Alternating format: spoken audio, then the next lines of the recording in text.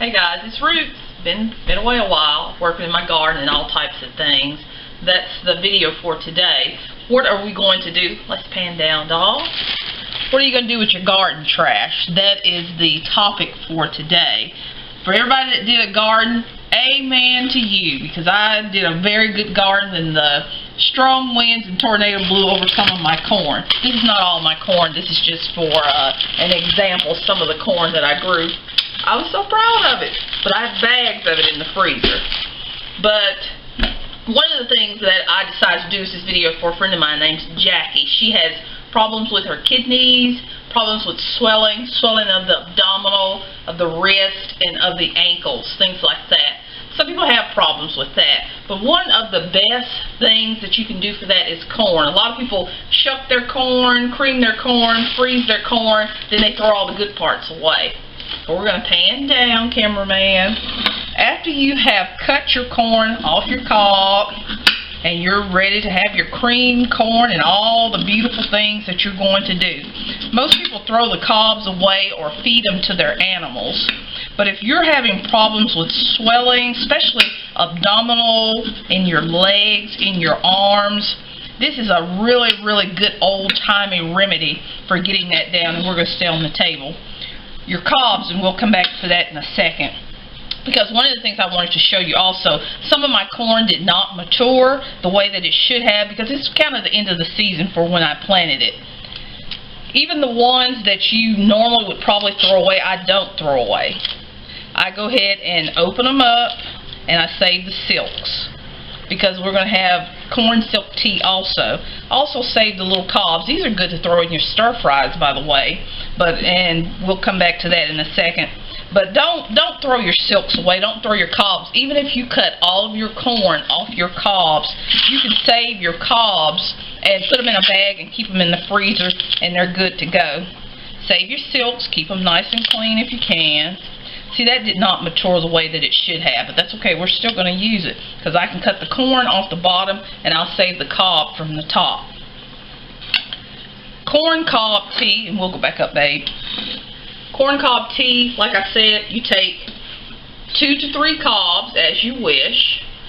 Usually 2 cobs is enough, because you're going to drink this twice a day for about a week or 2 to try to get some of that swelling.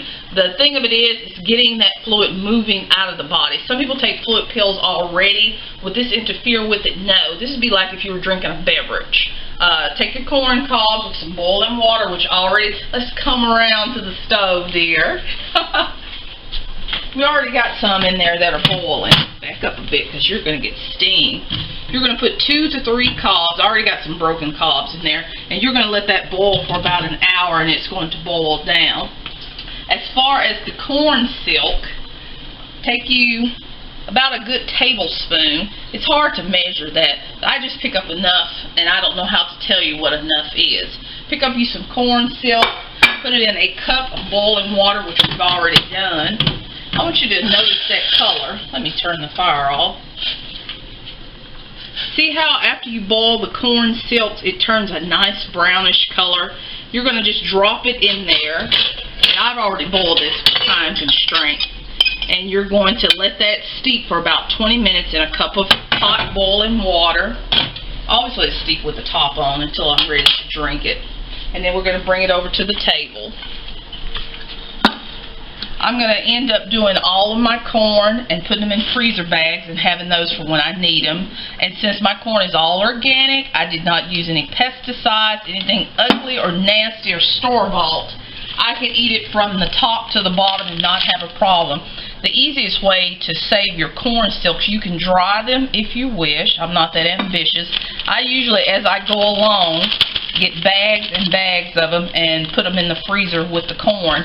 And that way, if I'm having any kind of issues with my kidney stones, oh my goodness. If you have problems with kidney stones, do not sleep on corn silk tea. Look all this up, of course. Don't ever take my word for it totally. One man wrote me a note, which I thought was kind of funny. He says, how do you know?